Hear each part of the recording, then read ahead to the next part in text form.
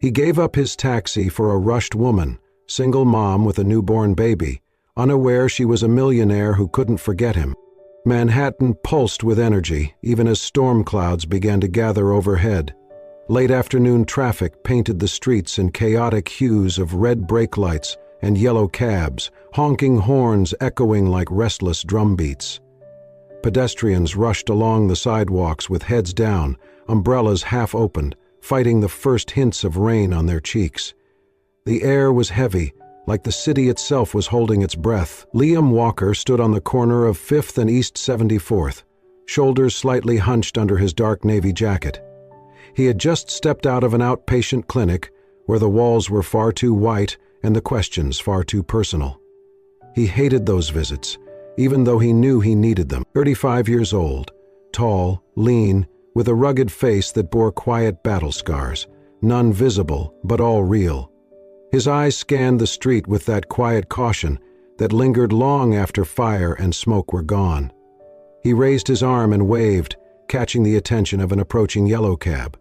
The light blinked, signaling it was available, and Liam took one step forward just as the drizzle turned into a light rain. The driver slowed, pulling toward the curb, and Liam reached for the door handle. He was just about to slide into the back seat when, "Wait, please, wait!" The voice came from behind, urgent, breathless, cracking with panic. He turned. A woman was running toward him, stumbling slightly as she clutched a small bundle wrapped in a pale pink blanket. Her blonde hair clung to her cheeks in damp waves, and her face, pale, frightened, almost translucent in the streetlight glow, was flushed with desperation. She held the baby close to her chest, both arms wrapped protectively around it, as if shielding it from more than just the rain. Liam froze, caught in that split second of choice. She slowed as she neared him, clearly on the brink of collapsing. Her lips trembled, and her breathing came in short gasps. She did not look up at him, not right away, only at the taxi. The driver began to lean toward the curb, impatient. Liam stepped back, then opened the door wider and looked at her. "Take it," he said calmly. "You look like you've been running longer than me." The woman blinked at him, water dripping from her lashes. Her eyes were wide, gray pew like a storm on the verge of breaking. Thank you, I just need to go. Now," she whispered, voice cracking with exhaustion and something that sounded like fear. She climbed in, holding the baby close, her hand gripping the doorframe like it was the only thing keeping her from falling. Liam watched the cab pull away, tail lights disappearing into the rainy blur of the avenue. He did not know her name. He did not know where she was going, but the image of her, so fragile, so fiercely maternal, etched itself into his memory like a brand. A cold gust swept past, lifting the edge of his jacket. He stuffed his hands into his pockets and looked up as the sky darkened further. Thunder rumbled somewhere in the distance. He should have been on his way. His mother's apartment was only a few blocks down, but something in the encounter had pressed pause on everything else. For a long moment he just stood there, staring at the traffic that swallowed the taxi whole. Inside that cab, the woman sat curled around her infant, lips trembling, her hand shaking as she wiped at her cheeks. She did not know who he was. She had barely seen his face, but as the vehicle sped away, she turned to glance back through the misted window. Liam was still standing on the sidewalk, soaked, silent, still watching. There was something about him, something that felt safe. Neither of them realized this moment, fleeting, wordless, soaked in the haze of early summer rain, would be the one they both returned to again and again. It was not dramatic, not heroic, but it was exactly what she needed. A simple kindness, no questions, no conditions, and then she was gone. No name, no number, no trace. The scent of roasted coffee beans filled the small cafe near Mount Sinai Hospital, where the late morning crowd shuffled in and out, their conversations muffled under the hum of espresso machines. It was the kind of place that seemed to belong to no one, just another corner in a city of a million corners. Liam Walker pushed open the glass door, holding it for an elderly woman behind him before stepping inside. He had just dropped his mother off for her physical therapy session and was looking for something warm to fill the hollow ache in his chest that had nothing to do with hunger. His eyes scanned the cafe, looking for a quiet seat by the window. Then he froze. She was there. The woman from the rain. She sat in the corner booth, a gray hoodie pulled over her hair, cradling a baby in her arms as she gently bounced her knee. The infant's head rested against her shoulder, tiny fingers curling into her sweatshirt. She whispered something soothing while glancing toward the counter, where a barista called out, "Oat milk latte for Clara." Liam blinked. Clara. Her name was Clara. She turned her head at the sound, her eyes meeting his just as she stood to grab her drink. For a moment, neither of them moved. The clatter of cups and distant hum of conversation faded behind a sudden quiet between them. Recognition flickered across her face, first surprised, then softening into something else, something like relief. "Hi," she said, voice almost inaudible. Liam nodded, stepping toward her. "Looks like you found a cab after all." She exhaled a quiet laugh, "Thanks to you." They sat together without needing to ask. He slid into the seat across from her, and she gently adjusted the baby in her arms before meeting his gaze. Her features were still tired, but not as fragile. The storm in her eyes had quieted, a little. "I never got to thank you," she said. "You just did," Liam replied, offering a faint smile. For a few moments they sat in silence, sipping their coffee. Clara looked down at the baby, brushing a soft curl from the infant's forehead. "I feel like I should explain," she murmured. "I don't know why. I barely said this out loud. But you just feel like someone I can say it to." Liam didn't move, just listened. "I'm Clara Everson," she said quietly. "CEO of Everson Global. Well, I was. A few weeks ago, a board member leaked news that I was pregnant. No partner, no explanation. The media spun it into scandal, investors panicked. I was asked to take time off, which is a pretty way of saying disappear until we clean up your mess." She looked out the window. "So I did." Liam absorbed her words without judgment. "I had the baby alone," Clara continued. "No one knew, not even my assistant. The night I ran into you, I was trying to get to a safe house outside the city. I didn't even know if the cab would get me there. I just needed to get away." She paused, her voice catching. "I don't even know why I'm telling you all this." Liam's reply was soft but steady. "Because I'm not trying to fix you. Just listening." She looked at him then, really looked, and there was no pity in his expression, no attempt to offer advice, just presence. "And you?" she asked. "What's your story?" He shrugged gently. "Used to be a firefighter, not anymore." She waited for more, but he did not offer it. She did not press. Outside, thunder rolled across the sky. Rain began to fall in thick, sudden drops, streaking the windows and sending cafe patrons scrambling to shut laptops and grab umbrellas. Clara shifted, pulling the baby's blanket higher. Liam stood up and walked to the door, pulling a black umbrella from the stand. He returned, holding it open with one hand while gesturing toward the exit with the other. "Come on," he said, with that same calm tone from the rain-soaked street a week before. As they stepped out, Liam tilted the umbrella forward, not over himself, but entirely over Clara and the baby. His jacket quickly soaked through as he adjusted his stance, angling himself between her and the curious eyes of passers-by. He made sure no one saw her face. Clara noticed, and in that simple gesture, silent, protective, unasked, something shifted inside her. She looked at him again, really looked, and this time her eyes did not show fear or exhaustion. They showed trust. The clock read 2:13, IEM when the first crack of electricity popped through the silence. A faulty wire behind the kitchen wall, old, corroded, hidden deep in the bones of the rental, sparked once, then again, before catching hold of a curtain's edge. Within minutes, smoke coiled upward like a serpent, hungry and silent. Clara slept on the second floor, curled protectively around Lily, her cheek resting against her daughter's tiny back.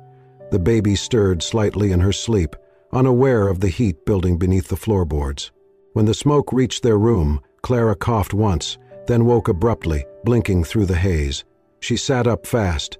The air already felt thick and her instincts kicked in before her mind could fully catch up. She grabbed Lily and stumbled toward the door, but the hallway beyond was already choked with smoke and flickering orange light. "No, no, no, no," she whispered, clutching her baby tighter. "Not now." The stairs crackled below. Flames danced across the banister. Clara backed into the bedroom, slammed the door shut, and rushed to the window. It refused to open. Her fingers fumbled at the lock, slick with sweat and panic. She screamed, "Help! Someone, please! My baby!" Outside, neighbors were already gathering. Some were filming. Others called 911. But no one moved toward the house. Then a voice cut through the murmurs. "Is anyone inside?" He had been on his way back from a late shift at the driving school when he saw the smoke.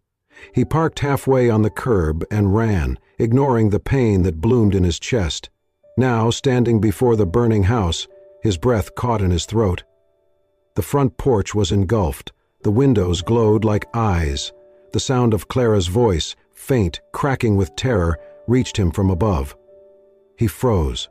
His heart began to pound, the rhythm stuttering into chaos. Smoke filled his nostrils, and suddenly he was no longer standing on this street. He was back in the past, inside another burning house, another night, another scream, a teammate crying for help, the ceiling collapsing, flames licking the side of his helmet, and his hands, his damn hands, shaking, slipping, failing. Liam clutched at the railing, his knuckles white. "Not again," he murmured, voice breaking. "Please, don't make me fail again." His legs didn't move. His mind screamed to run. But then he saw the shadow in the upstairs window. Clara, holding the baby, pounding on the glass. She looked down, eyes meeting his, wild with fear and pleading. Her lips moved, but he could not hear the words. Still, he understood. And he moved. Liam ran to a nearby garden hose, drenched a heavy wool blanket and flung it around his shoulders. Without hesitation, he barreled through the side entrance, shoulder first into the smoke. Inside, everything roared. Wood groaned above him, heat blistered against his arms. But he pushed forward up the stairs, gripping the rail with one hand and shielding his mouth with the other. "Clara!" he shouted. A faint cry answered. He kicked open the bedroom door. Smoke poured out, stinging his eyes. Clara was crouched on the floor, Lily wrapped in her arms. Her face lit up when she saw him. "Liam!" He crossed the room in seconds, yanked open the window, then turned to them. "Wrap her in your coat," he said hoarsely. "Now." Clara obeyed without question, bundling Lily close. Liam scooped the baby into one arm, then lifted Clara with the other. She gasped, but clung to him. "I've got you," he said, teeth gritted. With both pressed tightly against him, Liam pushed back into the smoke. The flames roared louder now. The stairs beneath his feet shifted, brittle with heat. He did not stop. One step. Then another. Then the floor gave slightly. He lunged forward, crashing through the doorway just as the ceiling behind them collapsed. The world behind them vanished in a roar of fire. Outside, neighbors gasped. Someone screamed. The fire engine had just turned the corner, lights flashing blue and red against the thick smoke.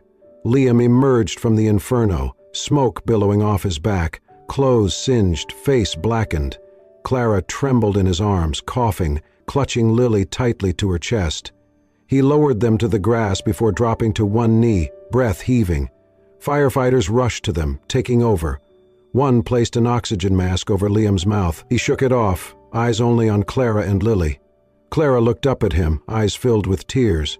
She tried to speak, but no words came. He had saved them. Again. The steady beep of a heart monitor echoed softly through the dim hospital room. The antiseptic smell, the hume of fluorescent lights, the occasional squeak of a nurse's shoes in the hallway, everything felt sterile and distant, like a world apart from the one Clara had just escaped. Her eyelids fluttered open slowly. The first thing she felt was the ache in her arms, the memory of holding Lily too tight. She turned her head toward the crib by the window. The baby was there, fast asleep, wrapped in a fresh hospital blanket, safe, breathing, whole. Relief swept over her in a single tearful exhale. Then she looked toward the door. Across the hallway, through the open gap between two curtains, she saw him. Liam sat on the edge of a waiting room bench, left hand wrapped in fresh gauze, the other resting limp in his lap. His jacket was gone, his clothes replaced by a simple white t-shirt and scrub pants. His face was streaked with soot and exhaustion, and his eyes stared at the floor, glassy and far away, as if trapped in something only he could see. Clara pushed herself upright, ignoring the nurse's quiet protest, as she slipped out of bed and carefully padded across the cold tile floor. She stepped through the curtain and stopped in front of him. He looked up slowly. "You saved us. Again," she said softly. Liam gave a small nod, but his expression did not change. He looked back down at his hands. "You weren't supposed to be there," he murmured. "But maybe I was—" Something in his voice cracked, not just fatigue, but the weight of something deeper, a truth pressed between his ribs that he had carried too long. Clara didn't press. She just sat beside him on the bench, the silence between them thick, but not uncomfortable. They sat that way for a while, side by side, not speaking. The hospital noise faded around them. The air was still. Then, from down the hall, came the sound of soft fussing. Lily. Clara moved to stand, but Liam gently placed a hand on her arm. "I've got her," he said quietly.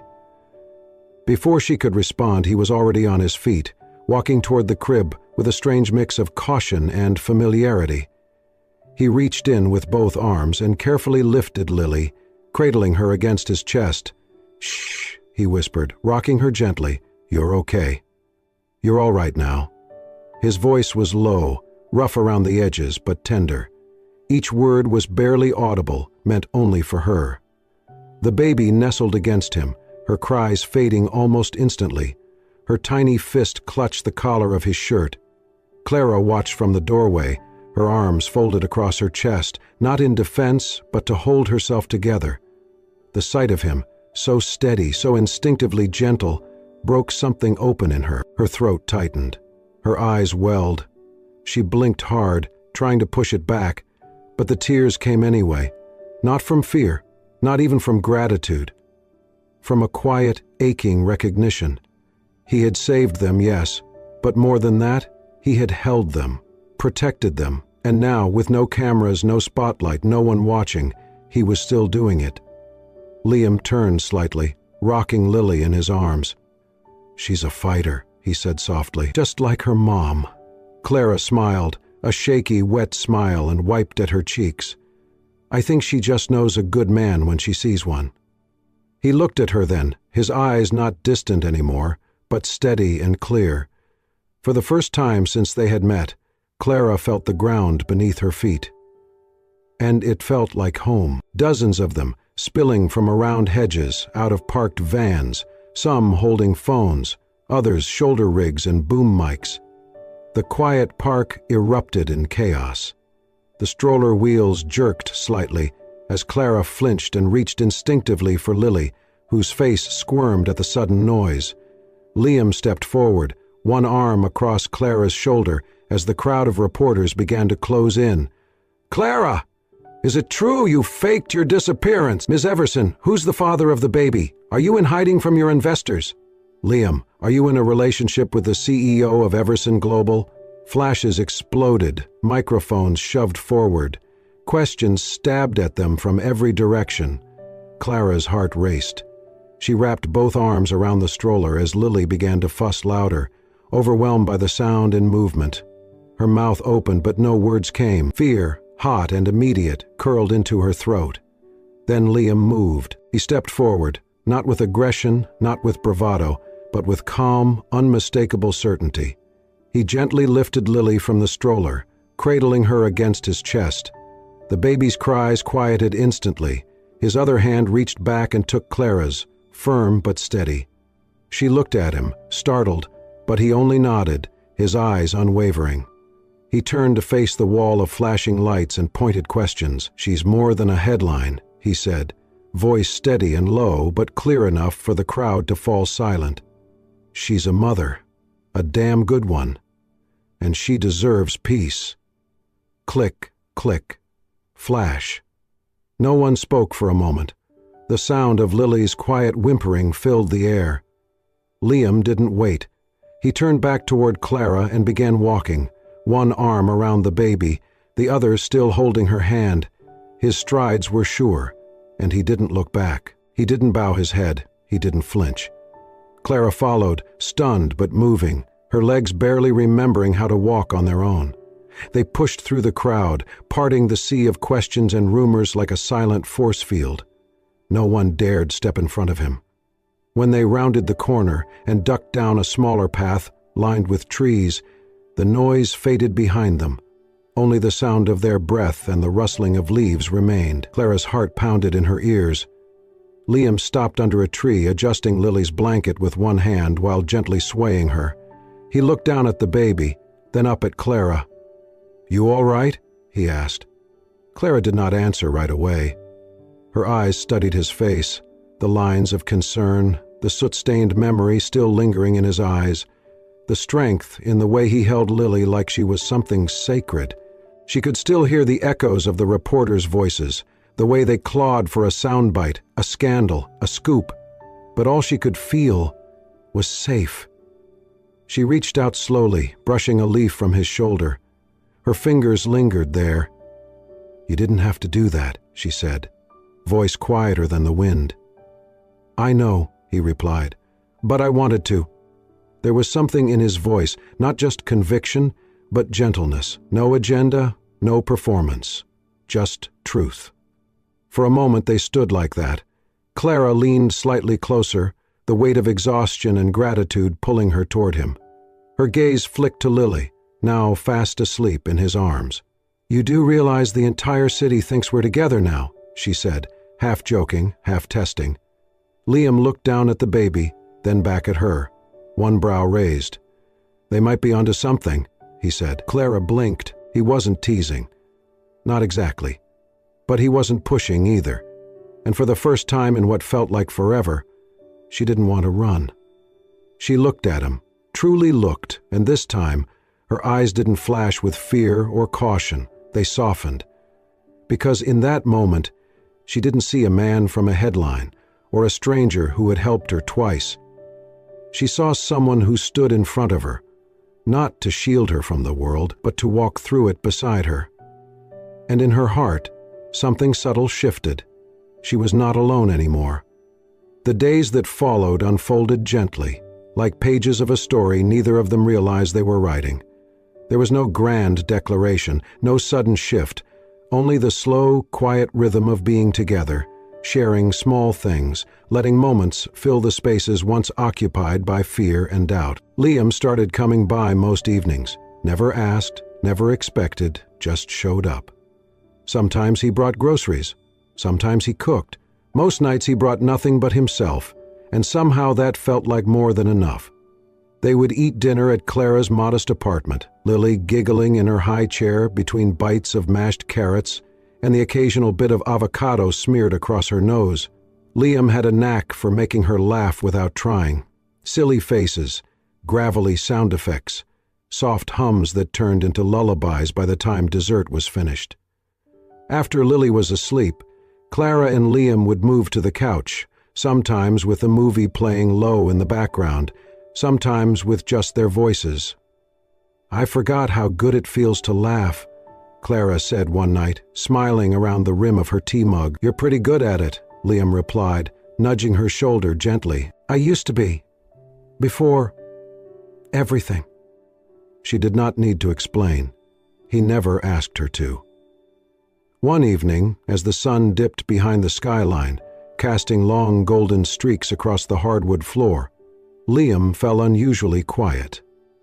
Clara noticed the way his hands fidgeted with the seam of the couch cushion, the way his gaze kept drifting toward the dark window, as if searching for something far away. "You okay?" she asked softly. He hesitated. "There was a fire. Years ago," he said finally. "A warehouse. My unit responded. We thought it was clear, but it wasn't. 2 of my guys didn't make it. I was the last one out." Clara sat still, not saying a word. "I couldn't save them. I tried. I tried like hell, but it wasn't enough." He looked down at his hands. "After that, I couldn't sleep, couldn't walk into a building without hearing the beams groan or smelling smoke that wasn't there. So I quit." His voice was calm, but each word landed with weight, like stones skipping across a still lake. "I told myself I was done," he continued, "that I'd never run into a burning building again. Until you." Clara reached across the cushion, her fingers sliding gently into his. He looked at her, surprised. "You didn't fail them," she said quietly. "You came back for me, and that means everything." He opened his mouth, then closed it again. The silence between them grew soft, warm. Clara leaned in, resting her head lightly against his shoulder. He let out a long breath, one that sounded like release. That night they sat together until Lily stirred in her crib. Liam rose first, padded softly to the baby's room, and returned a few minutes later with her, bundled in his arms. Clara watched him rock her, his chin resting lightly against her tiny head. The child's breaths slowed, her fist curled into his t-shirt. When he looked up again, Clara saw something new in his eyes. Not the man who had been haunted by what he could not save, but the man who stayed. And she knew. This was not a chapter that would end. It was the beginning of something whole, something chosen, not because of their pasts, but in spite of them. The weeks passed quietly, in the kind of way that felt more like breathing than living, natural, steady, full. Liam continued his work at the driving school, occasionally fixing things around Clara's apartment without being asked. He and Clara had settled into a rhythm, not just as friends or co-guardians of Lily, but something deeper, unspoken, rooted in trust. But despite the peace they were building, there was still one thing that tugged at Clara's heart each time Liam walked home at night: the crumbling apartment complex where he lived. It was old, barely maintained. The stairwell lights flickered. The hallway always smelled faintly of mildew. His unit was small, clean only because Liam took care of it himself, not because the building deserved it. Clara had seen enough, and she had the means to do something, quietly. She made a call, just one, to a real estate firm that worked only in discretion. The next day, papers were drawn. Within a week, the building had a new owner. The tenants would remain. No rent increases. No forced renovations. Nothing flashy. Just dignity, and Liam would never know. At least, that was her plan, until a letter arrived. Liam found it wedged under his door one Friday evening. There was no return address, only his name written neatly across the envelope. Inside, a single sheet of thick cream paper held one line of typewritten text: "No one who runs into fire for a stranger should ever worry about rent. C. Heast." He stood still for a long moment, the paper resting in his hands. He read it once, twice, then sat on the edge of his bed, letting out a breath he had not realized he was holding. There was no signature, no logo, but he knew. He smiled, one of those rare, small, almost secret smiles that started in the chest before it reached the lips. His eyes glistened as he folded the letter and tucked it back into the envelope, careful not to crease it. He did not call her. He did not ask questions. He did not mention it the next day when he showed up at her apartment with coffee and muffins. But when Clara opened the door and met his eyes, he held her gaze just a second longer than usual. And that was enough. She knew he knew. And he knew what it meant. It was not about charity, or pride, or payment for saving her life. It was her way of saying, "I see you. I value you. You're not alone." It was love, spoken not in words, but in action. And Liam understood that sometimes the greatest kindness came quietly, needing no spotlight, no acknowledgement. Just two people choosing each other, over and over again. The ballroom shimmered with warm, golden lights strung delicately across the ceiling like constellations. People moved gracefully between round tables draped in white linens, laughter and soft music blending into a hum of celebration. The annual charity gala for the Everson Foundation was in full swing, an event dedicated to supporting displaced mothers and children, a cause that now lived in Clara's heart more than ever. Clara stood near the stage, dressed in an elegant deep blue gown, her blonde hair swept back in soft curls. She looked poised, radiant, and entirely present. But her eyes kept drifting across the room until they landed on him. Liam stood near the back in a simple suit, holding Lily in his arms. The baby clutched his tie in one tiny fist, babbling nonsense while he whispered something that made her giggle. He looked slightly uncomfortable among the tuxedos and champagne flutes, but only because he never craved attention. He caught Clara's eye and gave her a nod. She smiled, heart skipping. Later, when the speeches were finished and the room had settled into quiet anticipation, Clara stepped up to the podium. The spotlight hit her gently. "There's someone I want to thank," she began, voice calm but rich with meaning, "not just for tonight, or for helping me build this foundation, but for saving my life, in more ways than one." She looked directly at Liam as murmurs rippled through the crowd. Sometimes, the greatest changes in our lives begin with the smallest decisions: a ride, a risk, a rescue. And sometimes, the most extraordinary people walk right into our lives not to fix us, but to walk with us, no matter what we've been through. She paused, then reached under the podium and pulled out a small, velvet-covered box. "Liam, would you come up here?" There was silence as Liam hesitated, then moved slowly toward the stage, Lily still nestled in his arm. When he reached her, Clara handed him the box. He opened it. Inside was a single silver key, a small photo of the three of them, Liam, Clara, and Lily on the couch, laughing, and a note in Clara's handwriting. "You gave me a ride to safety. Now let me drive you home." Liam looked at the photo, then the key, then at Clara. His voice, when it came, was low and certain. "Only if you'll be there. Every night." Clara's eyes brimmed with tears, a smile breaking wide across her face. "Always," she whispered. The room erupted in applause, but to Liam and Clara, the world had narrowed to just the two of them, and the tiny heartbeat between them that made everything else make sense. As Liam held Lily close and reached for Clara's hand, the lights dimmed slightly. The music swelled, and for the first time in a long time, they weren't escaping anything. They were going home, together. Sometimes, the most powerful stories begin not with a grand gesture, but with a quiet moment of kindness. A man offering his only taxi, a woman finding safety in a stranger's arms, and a baby whose presence brought two broken hearts together. Liam and Clara didn't fall in love at first sight. They chose love again and again, through fire, fear, and quiet courage. Because real love does not rescue, it stands beside you in silence, in storms, and in healing. If this story touched your heart, we invite you to subscribe to Soul-Stirring Stories, where every week we bring you tales that heal, inspire, and remind you that even in a chaotic world, love always finds a way. Soul-Stirring Stories, where every story touches the soul.